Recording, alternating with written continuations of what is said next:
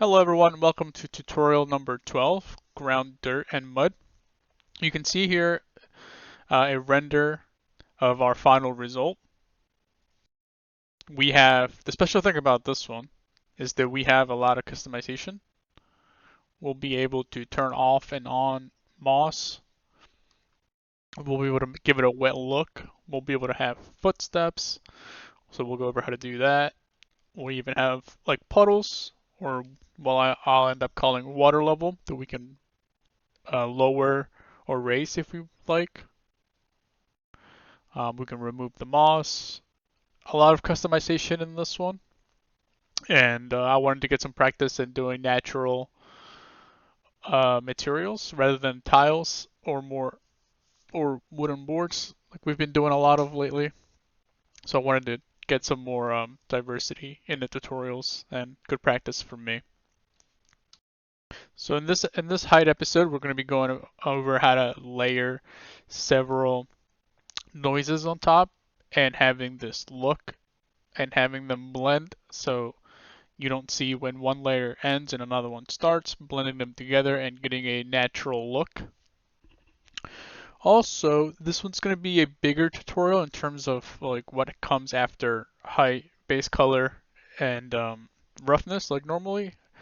I'm going to end up doing an Unreal Engine 5 tutorial as well after this on how to use this as a landscape material for your projects, and it'll be very diverse because we'll be able to paint on these other variants of our original dirt into our landscape material so that you can paint moss where you want it, because that's how you break tileability instead of just having one material or one texture going over your entire landscape. You'll be able to paint where you want moss or mud or footsteps and stuff. So we'll be dabbling into some Unreal Engine afterwards as well. Alright, so let's hop right into it. Alright, so here we are back in Substance Designer. Here you can see the entirety of the graph. Seems like a lot, but once we get into it, it's not too bad. So let me just show you guys some quick things here and we'll get right started. So if you double click outside of the background on the graph, you can see here that I've created some input parameters. Things like footprints, so we can turn that on and off. Wet, it's whether you want this wet look, we can turn that on and off. Water, and then we have water level. So water is whether you want there to be puddles or water, and then you can use water level here to increase or decrease. So if we go here, we'll go to preview in a second. We have moss, whether you want moss or not, how much moss you want, and the contrast of the moss. So if we go to preview here, let's say we want to increase our water level. We'll be able to increase the water level and lower it. Same with moss, we can increase the moss amount or lower it, and then the contrast of it. I don't want to spend too much time here. I want to hop right into it. But then we can also set some presets. So this is what I used when I was rendering my material. So then I can just go to dry and it'll swap to dry. I can go to dry with footsteps and you can see that changes. We can do dry with moss with water. We can go to wet with water, and these are all just presets that I've made, so it can make exporting really easy instead of having to tune everything every single time. So we'll go over how to do that, but let's hop right into height. So as usual, everything right now is plugged in, so I'm going to disable things like the base color and the roughness, and we're just going to focus on height. Just to get everything set up, we are working with DirectX. Also, I am now using the latest version of Substance Designer, so hopefully if you are too, things will match up better for you. Our normal, we're working with a normal intensity of 3.5. And our ambient occlusion here, we're using HBAO. We're working with 0.005. And for our, yeah, this looks a little different now because I'm on the new version. So for our height scale, we're going to be using a height scale of 2. And for tessellation factor, whatever you like, I'm going with 8. Alright, so I am going to go to my dry preset.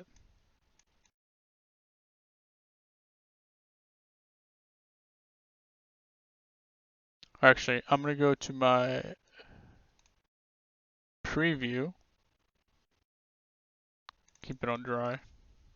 Alright, so I'm going to pause the tutorial and I'm going to disable all our blends and then we'll just go from the beginning and work our way down. So be right back. Alright, so this one's going to be a little bit different than what we've done in the past just because it's all kind of just building on top of a Clouds 2 and it's just going through a bunch of little nodes here instead of like just blends. So just bear with the process at first. Alright, so we have everything disabled, the base color, roughness, and everything has been disabled here. So we'll just make our way down. So first, we're going to start with a Clouds 2. And then we're going to do a transform 2D. And then we're going to rotate the original Clouds 2 by 90 degrees. And then we're going to use a levels here. And then we're going to blend them together using a max lighten. And you can see what's happening here. And then we're going to use an auto levels to get back our full range. And then a histogram scan.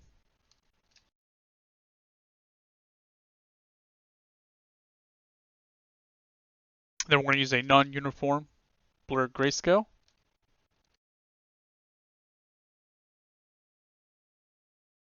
Into an auto levels, make sure we get our full range back, and into a levels, we just lower it to 0.9 here. And then I'm going to just enable this here. So what we do down here is another Clouds 2, into an auto levels, into a histogram scan, into another non-uniform blur. Now notice here I left the samples and blades at 4 and 5. Well, I just left everything at default actually, because there's not much of it that's noticeable here, and it's at the bottom of our main one up here. So after the non-uniform, we do the similar thing where we just rotate it 90 degrees. Then we max lighten them together. So we go from this, because I wanted to fill in some of these gaps. I didn't want there to be big gaps in our dirt or to be that far down. So I rotated this guy and I max lighten it by itself to kind of fill in some of those gaps. And then here I blur it.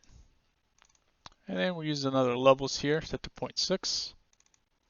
And then we go from this to this. Again, we want to cover some of those, otherwise our dirt is going to have very deep pockets. Then here we add a directional warp to kind of start adding some noise. We use a Clouds 1 with an auto levels, a blur into our directional warp. Then here we do another slope blur. You can see here what it's doing if I turn it on and off. We're taking a purlin noise, and then here we're increasing the tiling twice, I believe. Yep. Into our slope blur, set to min. And then just to start kind of blending things in, we're going to use a slight blur here. Feel free to change things as you'd like. If you want to use different values. So then we do another slope blur here, but this time we use a Clouds 2 with a little bit of disorder into a blur. Very subtle blur. And then we feed that into the slope blur here. And you can see the differences. And then we have another slope blur here.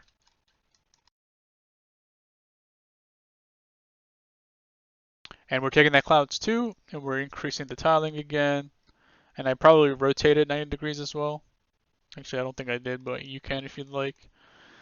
Into another blur, because I'm trying to avoid hard edges, because we're working with like dirt and mud, and we're not really working with like rocks. So I don't want things to be kind of subtle and smooth-ish. So after the blur, we go into another slope. Then we do a max light in here.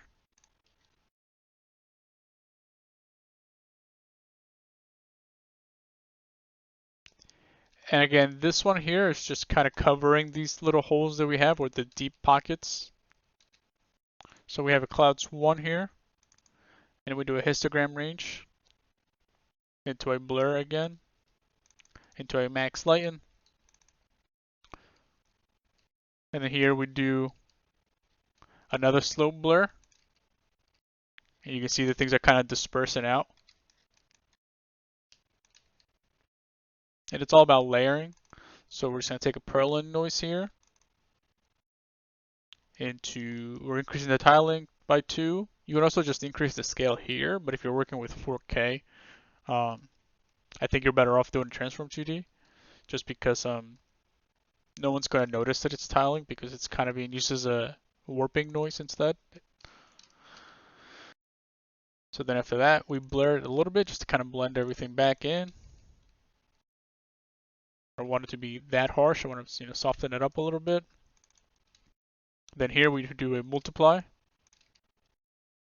and we start adding some surface noise. We use a black and white spots 3, scale of 2 into a blur.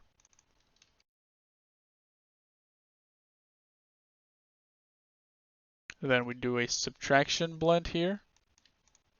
This one's set to multiply.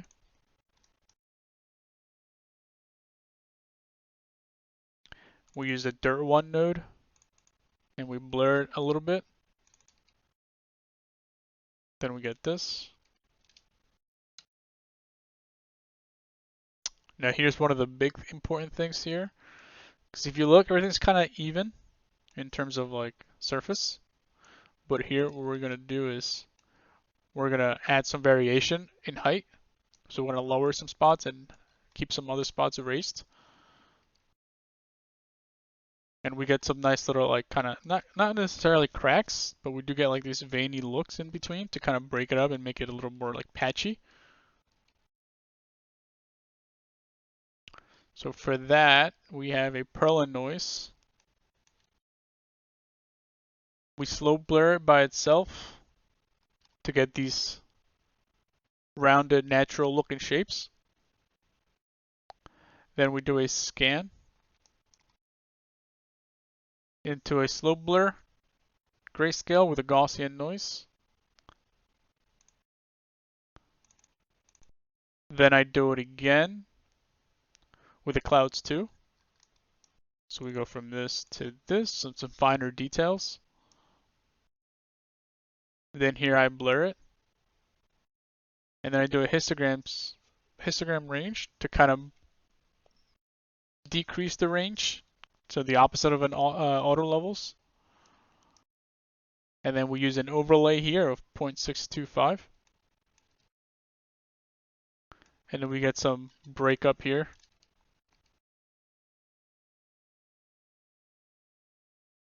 And then just to kind of blend it all together, a very subtle blur of 0.2.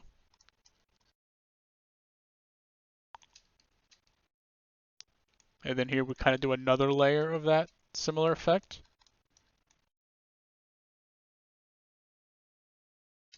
So the way we did this one is we took a purlin noise, similar to the previous one,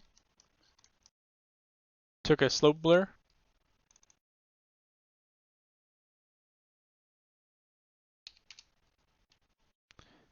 non-uniform again,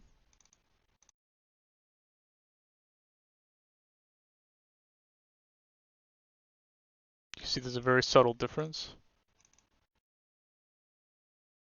Then we take an edge detect, and it looks kind of ugly, but that's okay, because we're going to blur it to kind of get rid of all this like artifacting here. And now you can see this, we have like this veiny look where the in-between doesn't continue. It kind of fades out like this.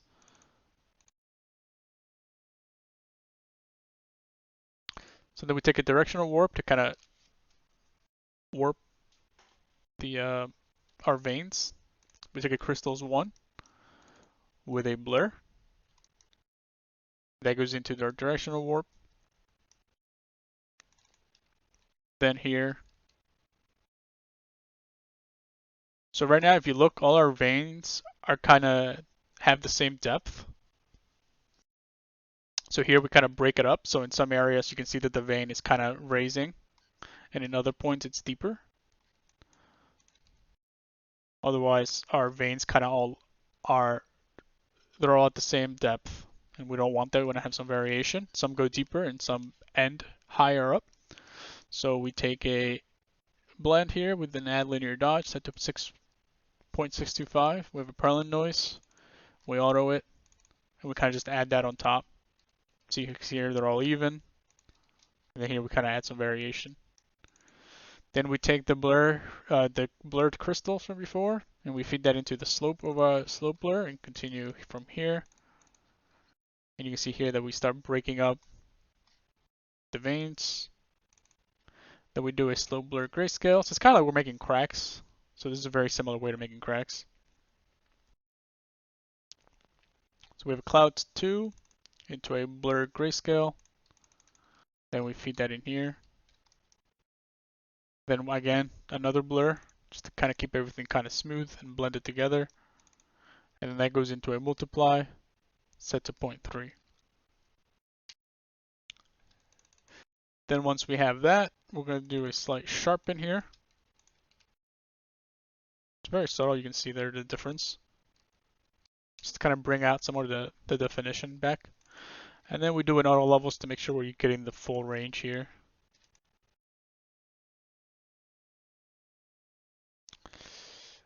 And then after that, we are going to use a levels node here, and this one's called water level lifeguard. And what this does is you can see here that our level out low of this levels is increased by 0.005. And the reason for this is because if I enable water, or the parameter called water, then it's going to create a plane at the very bottom of our grayscale. So wherever the deepest spot is going, that's where the water level is going to start. And by raising our level out low, we're making sure that the lowest point of the water plane is going to be at 0. So our lowest point in our texture here is 0.005 higher than the water level at 0.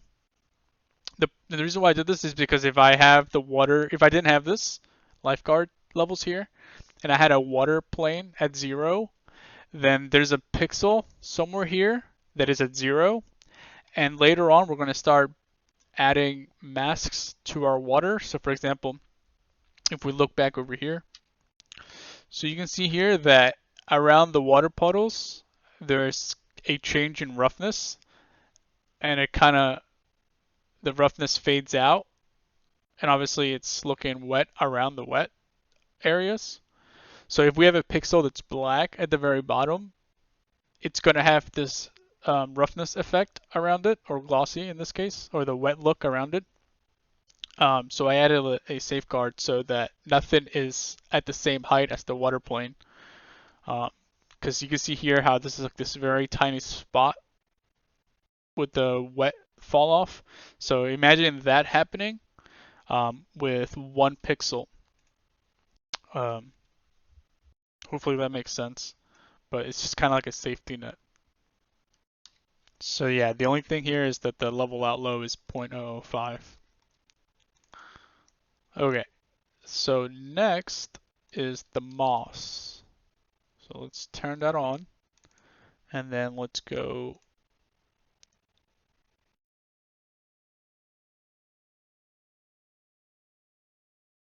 go here and let's do dry with moss.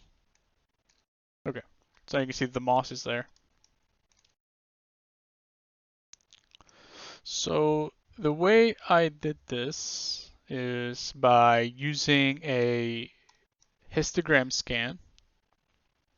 And you can see here that we have two, these is our parameters for our moss. So we have two of them called moss amount and moss contrast. So amount is the top one, the position in our scan, and contrast here is moss contrast.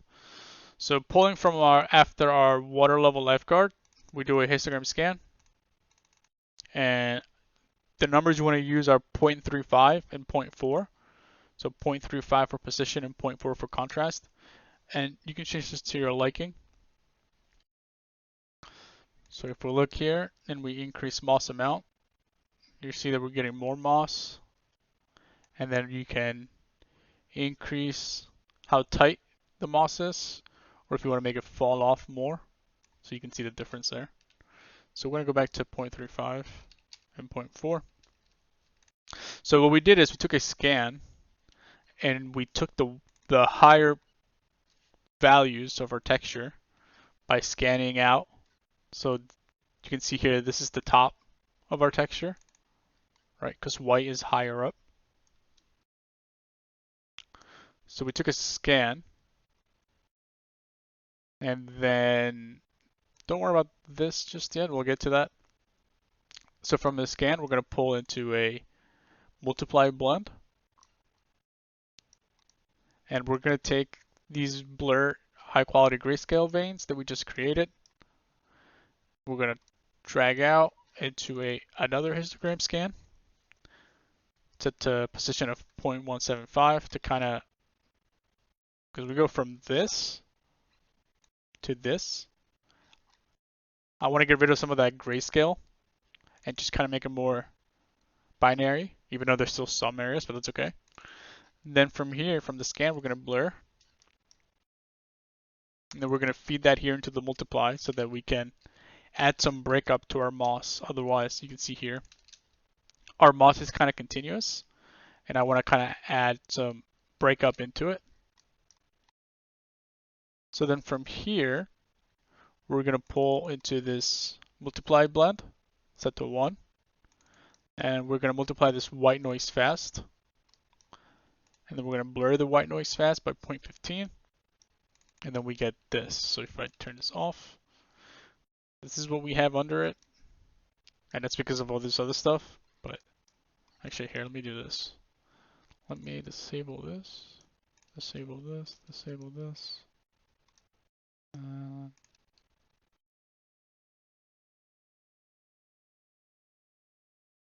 What else do I need to disable? Alright, I think that's good. Okay, so if we turn the white noise fast blend back on, so you can see that the difference here that we're doing. So this is our moss noise here. Now obviously it's not looking too great right now, so we're going to work on that. So after this blend, we're going to continue on into this other blend here, set to multiply and set to 0.75. And let's follow it. We need to work on this thing here. So we're going to start with the Perlin noise into an auto levels, into a transform 2D, increase the tiling and rotating it. And then here we're going to subtract this dirt 3 from our Perlin that's been increased in tiling, and you can see that we get this effect. So we go from this to this, and then we take that and we do an add sub here, but we need this guy, and this guy is coming from this multiply blend that we did here. So continue on, and then it's going to split upwards. And we're going to follow it along, and that's going to go into a non-uniform blur to kind of get this effect from this to this. And then we do the add sub here, Because you can see here that it's kind of extending everywhere before, and then we're using this original mask to kind of mask where the fall off of the moss is going to be.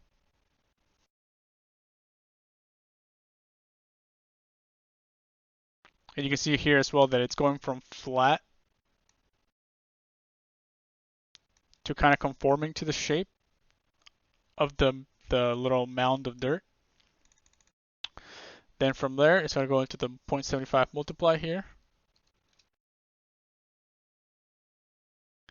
Then from here, we add a little bit more breakup so that our moss is not super uniform. So we take a cells 1 here. We increase the tiling to 8.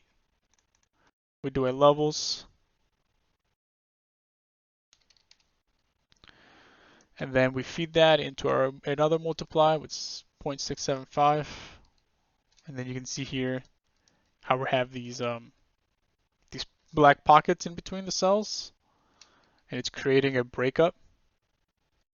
But I don't want it to completely kill it, so I don't want to use this.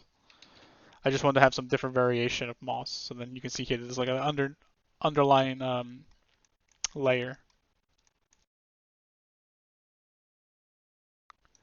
Then from there we go into this multiply blend here.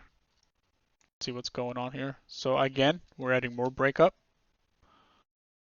So then we take that cells into another transform, but this time we increase the tiling by 2 into a levels.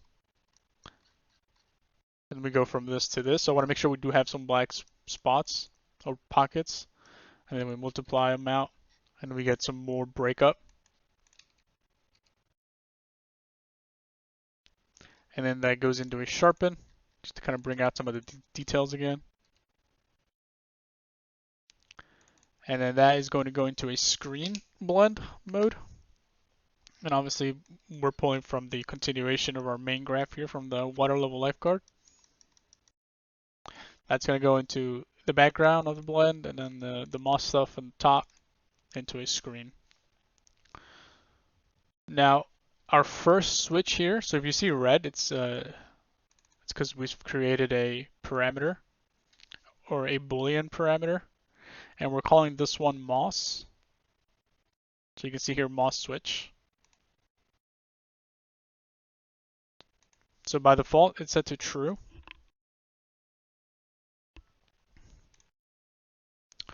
So just a quick refresher, if you spawn in a switch grayscale, and then you click here and do expose this new graph input, you know, we're gonna call this one moss2. And then you can set the default value here, whether you want it to be on or off by default. Once you do that, you will get your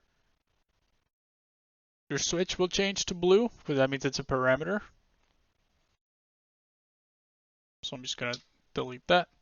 So if there is moss, then you want this after the screen blend, you want it to go into the true slot. And then for the false, you want to continue from the what was it called again? The water level lifeguard. You want to pull from there, so it's kind of like you're going around the blend, and that's going into the false. So, you know, if it's true, then it's going to use this one with this height information with the moss, and if it's false, it's going to use this one that doesn't have it. So then if I go here, I can turn my moss on and off. That's our switch scale. All right, now we're going to do the footsteps. Now this is my first time sort of doing like footsteps, so it's not the best, but at least you'll have the you'll understand the process of how I did it, and hopefully that'll help you if you want to use your own. Okay, so I will have a link to a Google Drive that will have these two images, And these are bitmaps, so these are images that I have imported. I got these from Google, and there'll be a link down there so you can get them yourself, or you can find your own. Basically, what I needed was two of them. I needed one for kind of like the overall shape of the footprint, and then the treads of the shoe or whatever. And let's just turn this on here. And then let's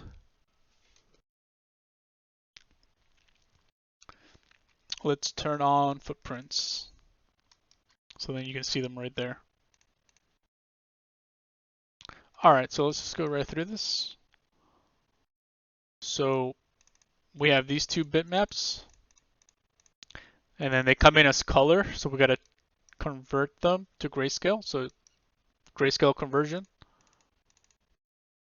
Then from there, we take an invert grayscale because they came in as white is the background, and typically you want it to look like this. So we just inverted it, did the same thing for both of these. Then I scanned them. Now, this step is only necessary if you're using mine, because I got mine from Google, so they weren't the best. So if I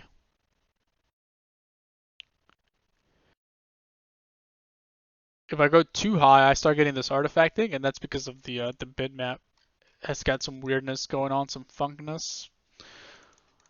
So the sweet spot, if you're using these, typically you should just push this to 1 and it'll work. But because I got like this weird texture from Google, there's some artifacting and some fall off and some gradients in there. So I had to find the sweet spot before it went too crazy. So I did the same thing for both, 0.925. Oh, and what I did is I found this one online, and then I didn't have this, so I just took this one and I just used GIMP and I colored in the gaps to get this. So you can see here, this stuff right here, I had to paint myself outside of Substance Designer. So yeah, you don't have to find one that has both like the overall footprint and one with the treads. You can make the treads yourself if you find this, or if you have this, you can fill in the gaps like I did. Alright, so then we blur it a little bit, because obviously we don't want like these solid prints on the floor. So then after that, we do a slope blur, just to kind of add some more noise to the treads and the main footprint. Then here I took a blend, or let me show you I used the Perlin noise, it's a 16, sorry about that. And then here I have a blend where I use copy, set to 0.5, and I mix these two together. And then from here, I do a blur.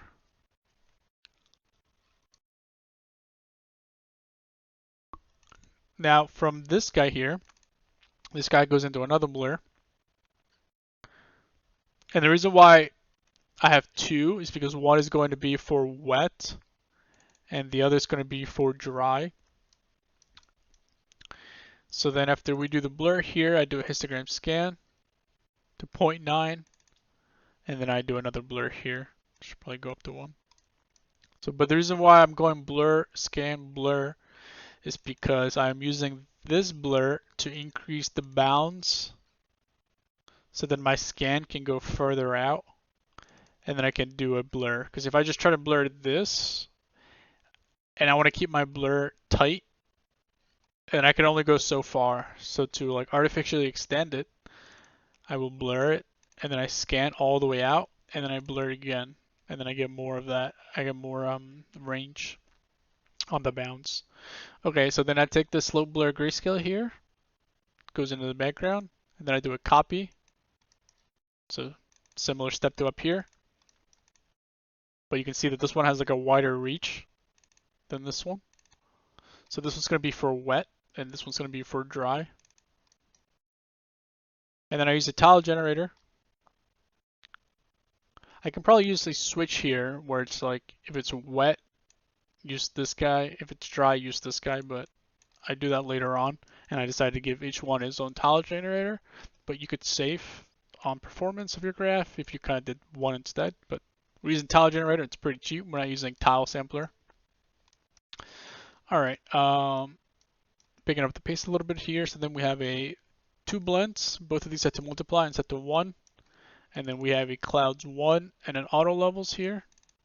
And what this is doing is adding some noise to our footprints. If we were to disable this, then it would look like that, which is like too clean. So I want to add a little bit of breakup to it. So we're doing a multiply there. And then we have 2 levels.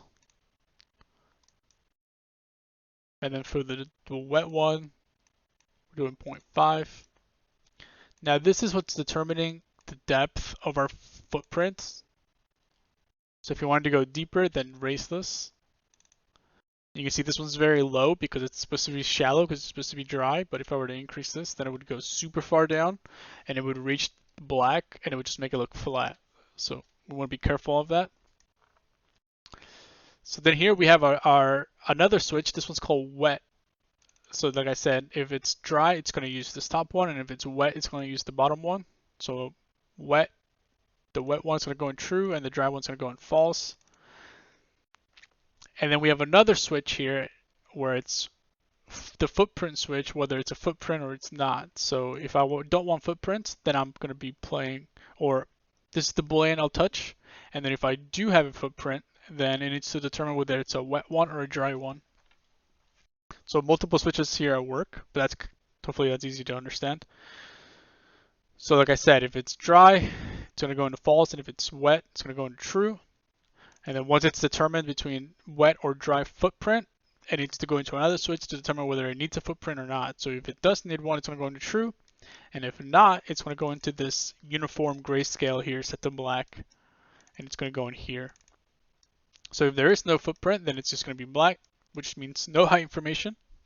And then if there is, then it's going to go here. Now after these switches, it's going to go into a blend set to subtract. So that's why if there is no footprints, then it's going to subtract black, which is 0. So it's subtracting 0 from whatever value, which will give you the same value. And then if it is turned on, then it's going to subtract this. That's why if I go here and I turn off footprints, my footprint goes away, even though it's still doing this calculation because it's subtracting 0. And then if we go to wet, you can see that the footprint goes lower.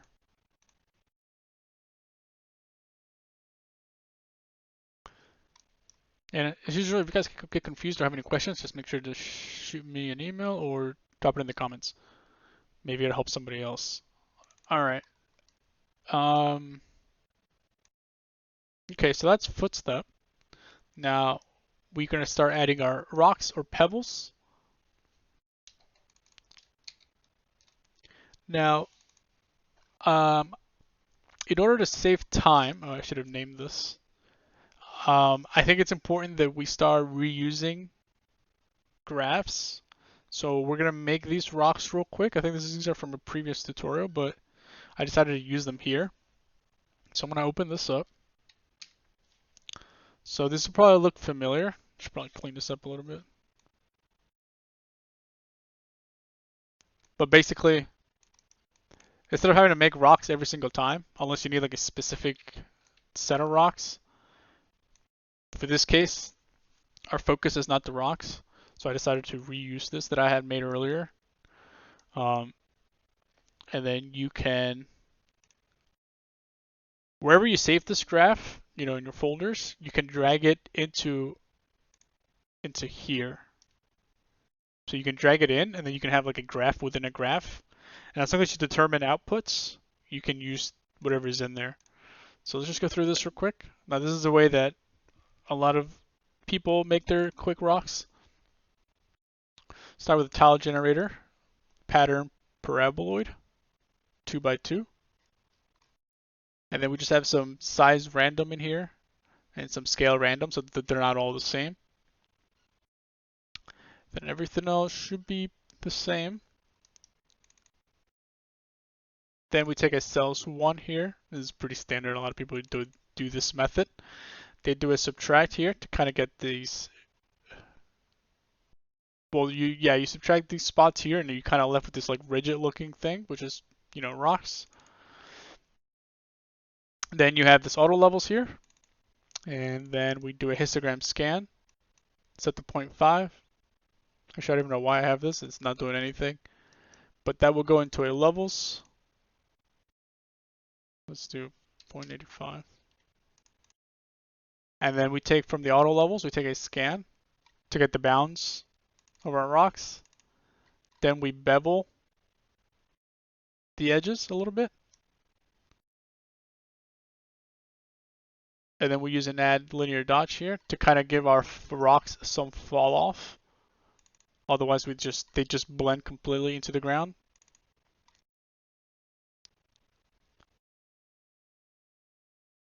Did I show this? Then we blur it a little bit. Very subtle. Then here I kind of just did a slow blur just to kind of add some noise. I think I'm going to delete this because I don't want this in all of my rocks, but for this case I did. So I just did a crystals 1 into a blur, and I kind of just gave myself some wear. But the rocks aren't very big in this graph, so this detail here I don't think is noticeable at all. So we could probably turn it off, or I'll just leave it on. Then after that, I just do an auto levels, and then this is a method that a lot of people use, where you take a transform 2D and you kind of isolate the quadrants. So we have our first quadrant here, our second, our third, and our fourth. That way we get more definition of our rock from this 2x2 here. And then I'm just going to show you guys the numbers. And then pay attention to, the offset here. And we do zoom in once. That's the third, and this is the fourth. Whoops. All right, so then we create this output node by just writing in output, and then just give it a identifier name and a label name. So I called it Pebble1. You can name it whatever you'd like. And this is the name you'll see in the graph. So if we go back over here, and you hover over these outputs, you see here Pebble1, 2, 3, 4. So you don't see the identifier, you see the label. So then these 4 will be our outputs. So then when we go back over here, instead of having all that, instead of having all of this right here, right here, we can keep it nice and neat, especially when you end up reusing it several times. Otherwise, you'd have these connections kind of go in everywhere and making a mess out of your graph. All right. So this part is where it gets a little tricky, but it's not difficult. So let's hop right into it. We're almost done. Yeah, then we just have the water and that's it. Only 43 minutes, that's not bad. Okay. So ignore this for now. Let's just worry about these two things here. So we're going to use a tile sampler to spread some rocks. Now, I did use a new method of spreading rocks over here using a shape splatter. This is something I've been wanting to learn how to use. So yeah, that was really cool. So we'll get to that in a second. But these rocks are just placed the normal tile sampler way. And I'll show you the difference between the two. And why I think going forward I'm going to be using the shape splatter. So if let's plug in our pebbles into our tile sampler. Let's finish this thing. I use a random seed here of 1. You can use whatever you'd like. 64 by 64. Oh, sorry, wait. Yeah, that's the wrong one. This is the one. Yeah, 0. 6 by 6. So we're going to be working on our rocks from large to small. So we're going to change our pattern to pattern input, and then we're using 4 because we have 4 outputs, 4 different rocks. Some size random changes, scale change, scale random change, position random change. Now we do have a mask, so mask map threshold here is set to 1. And I don't remember what the default of this is. Okay, so by default, this is set to false, so mine's set to true.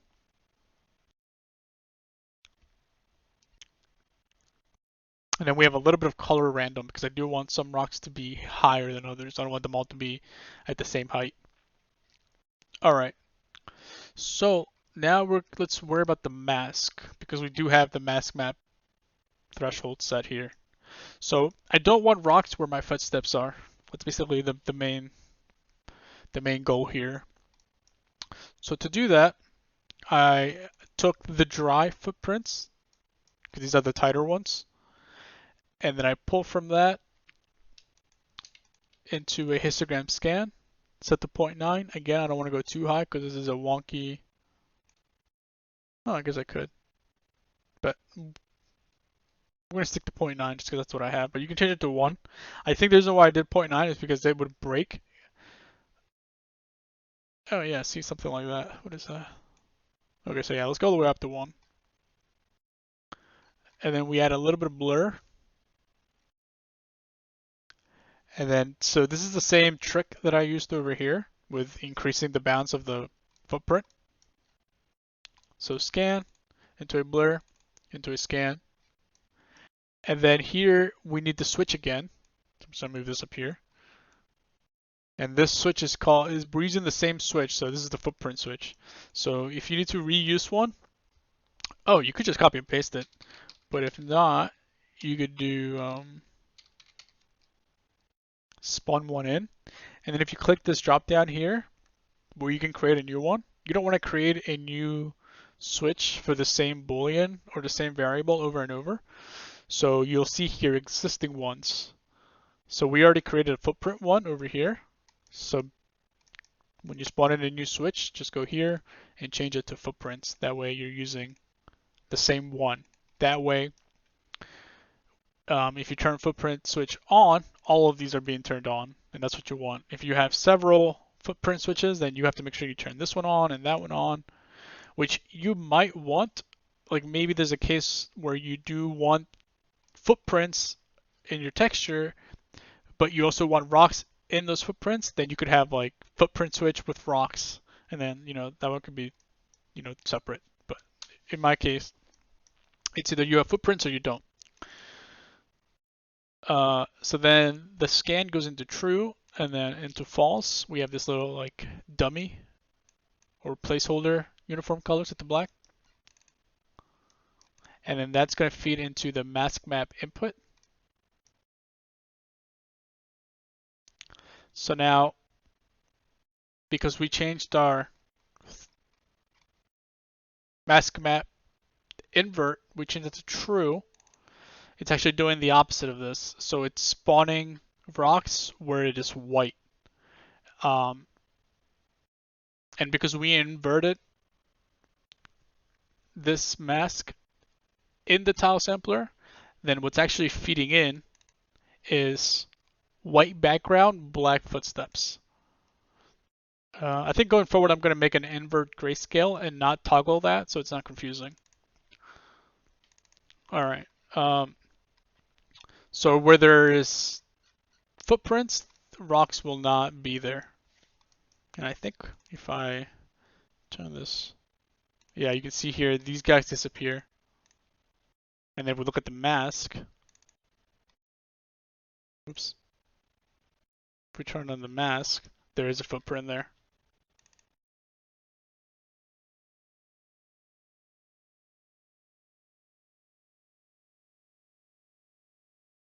Actually, that one should be gone too.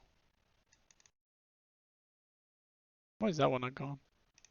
All right, let's so if this happens where like it's not reading your texture or your height, you can just do view outputs in 3D and it'll reset it. So let me find where this is because I'm wondering why it's not hiding that guy. Oh, the reason why it's not is because it's actually it reads where to make them disappear from the center point. So the center point right here. So just keep your eye on this spot right here. it's outside, so technically it's allowed to spawn there. Um, so I mean, we're fine with that. It's not that big a deal. Where is that guy anyways? We go top down. It's near the top. Is it this guy? Oh, okay. Yeah, so remember we made the bounce artificially larger than the actual footprint. So this is the actual footprint size, but we increased it to make sure that nothing was, to kind of add more spacing. So instead of having a rock right here, so that's how we avoided that problem. Oh, okay, so I did think of that. All right. All right, so let's continue on. So here we have, after our tile sampler, so once we have our mask and our spread and our rocks or pebbles, we're going to use a levels node because this is going to determine how high our pebbles are. So after this level, we're going to plug this into a max light in here.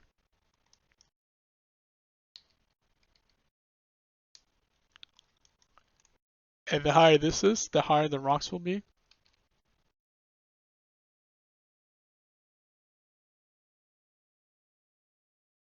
And then we're not going to worry about this just yet. We're just going to stay focused here. And then that's rocks 1 here. Now we're going to work on rocks 2. So let's just worry about this right now, these two guys. So same thing. We're just going to plug in the inputs. This time we're changing our random seed and we're increasing our X and Y amount of 64 by 64. Pattern inputs at the 4. We have some size changes here. Some position changes, obviously, just kind of scatter them around. Rotation random, obviously. Mass map threshold is set to 0.01 here. And then we have a mask random of 85. If we don't have our masked random, then we're going to have a lot of rocks. And you can see here, these rocks are spawning around our previous rocks. That's what we're going to be creating a mask of. And the reason why the mask map here is set to low is because we're not using a mask like we did here, where it's binary, where it's either black or white. Here we're using a gradient because I want more to spawn. Well, I want it to be a fall off in the amount. So we're going to take this tile sampler and we're going to do a scan to get the bounds of our rocks. I don't really care about these pixels because these are so tiny.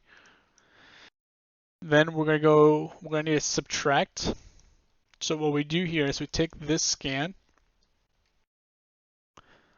and I blur it to kind of create, like, I guess kind of like an ambient occlusion look. And then I subtract this from that blurred look to create this, which is the ambient occlusion look. I guess I could have just done an ambient occlusion and then inverted it. So you can see the fall off here is kind of similar to this, but the one we did is a little bit more procedural, I guess. And then I take a levels here to kind of increase the range. So let me use whole numbers. There you go. And then we do a subtract here where we have to subtract out the footsteps because we don't want rocks to spawn where the footsteps are. So we take from the result of the switch grayscale and then we subtract the footprints. And then that feeds into the mask mat input. And then for this guy, the mask map is set to false. So here we're working with the opposite of what we did here. Here is spawn where it's black, but here it's saying spawn where it's white. And then after that, we have our levels. Again, this is determining the height of the rocks. So this is going into a max lighten. Set to 0.2. And if you want more rocks around your rock, just lower the, what's it called? The mask random. And remember, these are just spawning around your previous set of rocks. So the more of the previous one you have, then the more of these spots of rocks you'll have. Alright, so then after that, sort of pick up the pace. Same thing, another tile sampler. This one is set to seed 2, I believe. Yep. Set to 64 by 64 again. Pattern input 4. Changes to size, changes to random. Here our map match threshold is set to 1. Our map is set to false still. Our mask random is set to 0.9. Color, a little bit of color random. Now here we're going to be working on our mask now. So we're going to take from the previous scan here. We're going to invert it. And then we're going to subtract the footprint again. So continuing from here.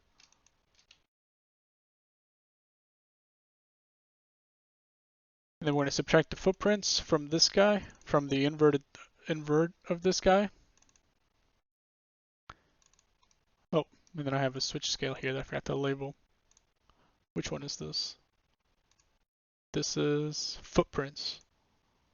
So I'm just going to call this, turn this red, and call this one footprints switch.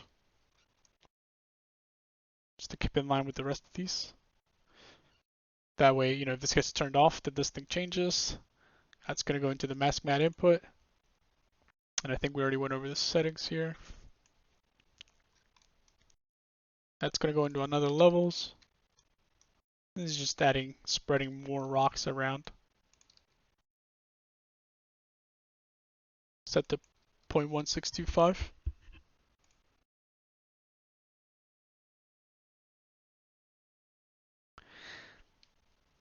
Now we do this one more time. Another tile sampler, seed to 3. This time we're doing 128 by 128. 4 inputs, obviously. Some size changes. Some position changes.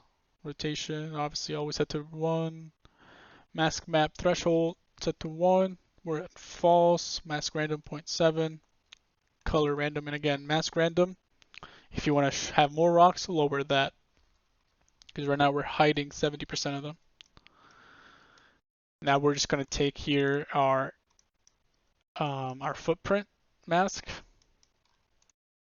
And that's going to be used. We're going to invert it. And that's going to go in here.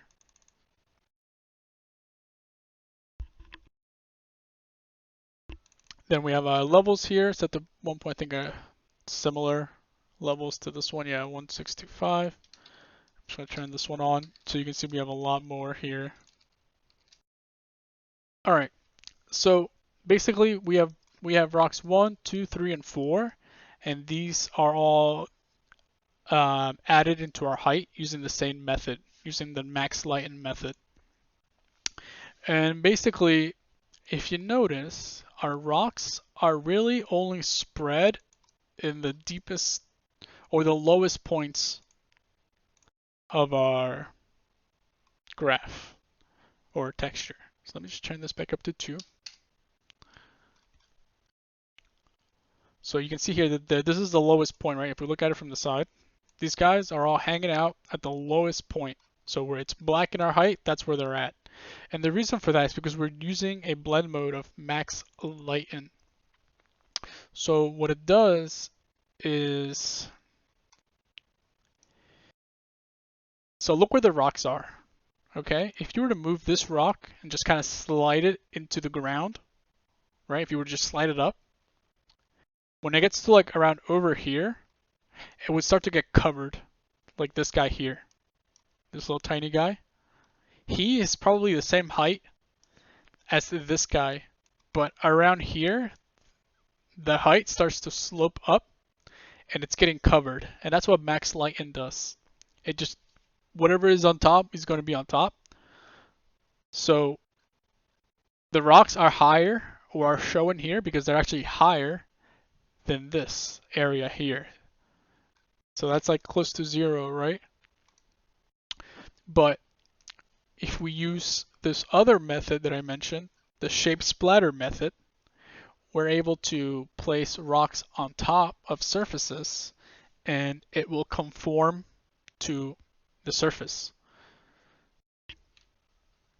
Now, I'm thinking of doing a standalone video just going over the shape splatter because it's very powerful and it's very useful. And I will show you the differences and limitations of using the tile sampler for rocks, or at least the way I understand it. Maybe I'm wrong and someone can tell me I'm dumb and tell me in the comments. But trying to splatter, or not splatter, trying to place rocks using the normal tile sampler way and using normal blend modes, I've had very little luck with that, and I find this method to be super good, and I'll show you why. So shape splatter is very similar to a tile sampler, but it's got some extra bells and whistles. So if we look over here, I have it disabled right now because the way the shape splatter works, just the basics, you plug in your height. So this is my last spot of height. You plug that into background height. There's an input here for your height within the node.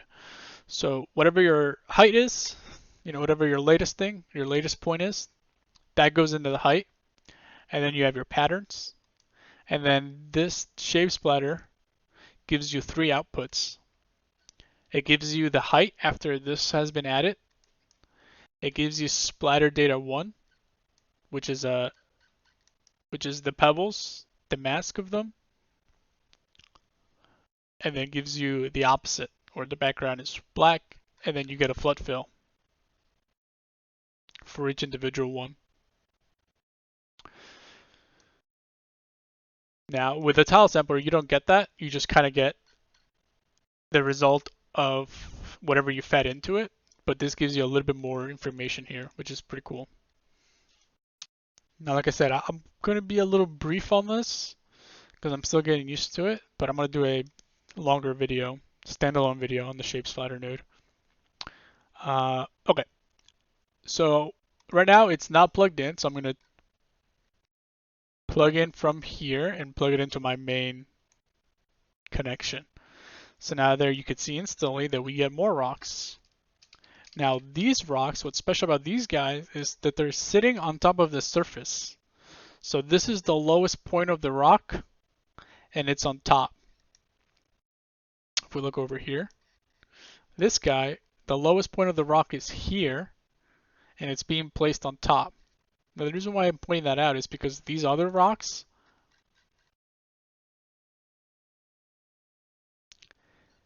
their lowest point is sitting at 0, and then if the ground happens to dip, then it's going to reveal them. If the ground would be higher, then it would cover them. But these guys don't care about that. These guys will just sit wherever they want, and they'll sit there and look cool. Okay, so you'll see the difference soon here. Okay, so we're going to use our same pebbles node here, or graph, and plug that all in as usual. Same thing. Like I said, it's pretty similar to tile sampler. So we're going to be using 64 by 64. Pattern input, yeah, set to 4. We have our size settings here. We have our position settings here. Now, there might be a different thing or two, like this right here. BG stands for background, I believe. Yeah, background. We have our rotation. Now this is where the fun stuff begins, in the height section. So I'm just going to mess with some of these to kind of show you quickly. So the first one, height scale. By default, I think this is set to 1. So let me find one of them. So whatever you plug in might look flat right away at first. So you just have to increase the height scale, similar to how we increase the height scale in our material here. You have to do the same thing over here.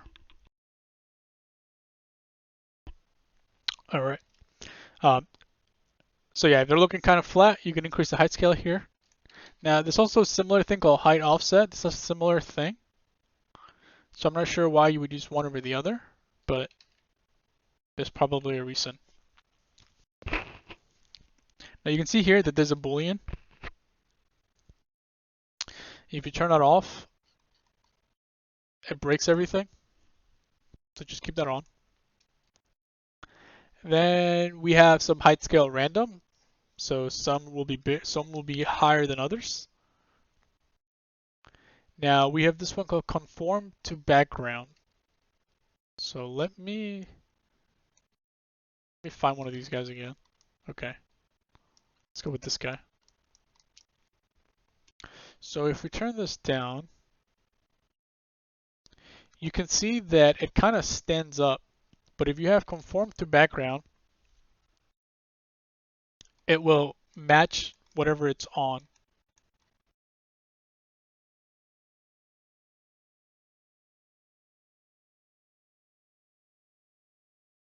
And it makes it look like it's kind of, pushing out from the direction of the slope here.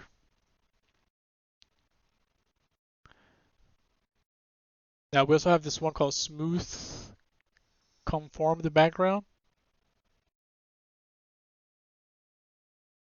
Then we have skew from background slope. Not sure what this one does, but like I said, I'll do a separate video. I don't want to spend too much time with these settings, but these are the settings I used. And then we have our mask random. And then the rest is default, I think. But yeah, that is the main difference between these rocks and this rock. And I wanted to show you guys shape splatter node. Hopefully you guys experiment with it.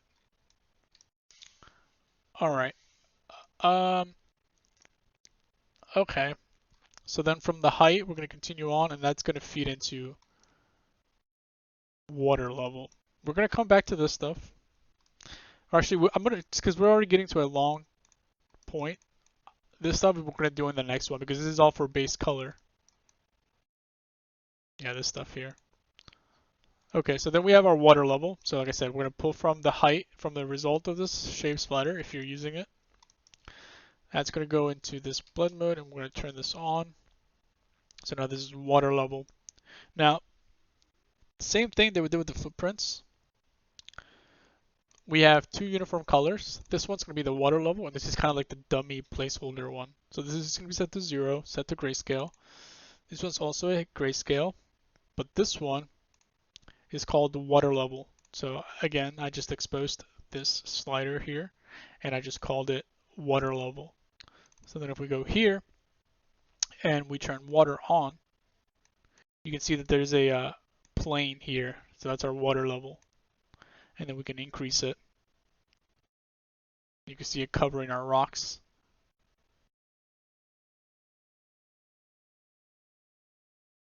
So by default, I have it set to 0.15. And that's what you will write in when you create a uniform. And then let's say you're just creating your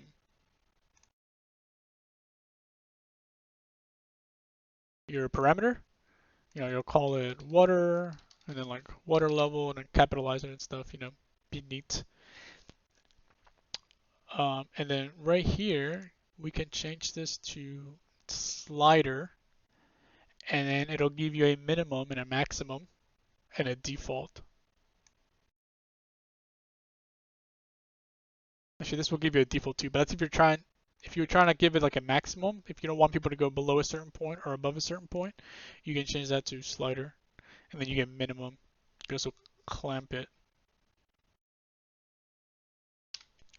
Okay, so then we made this uniform color into a parameter, and then we have I think this is the first time we have a water switch.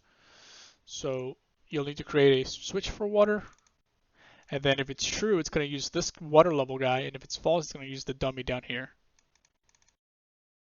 And then we're going to max lighten that. So then you can see here that if we turn off water level, it goes back to normal.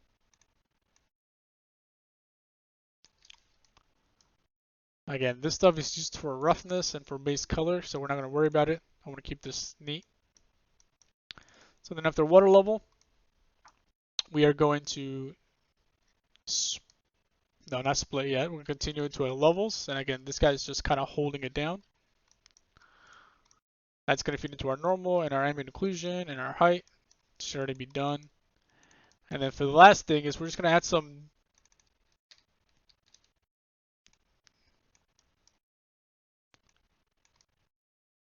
waviness to our water.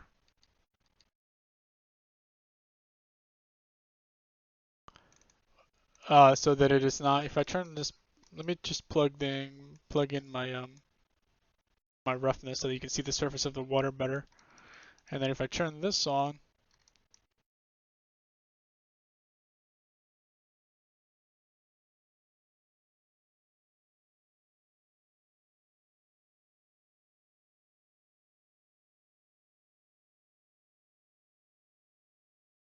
kind of hard to tell, but there are some ripples there.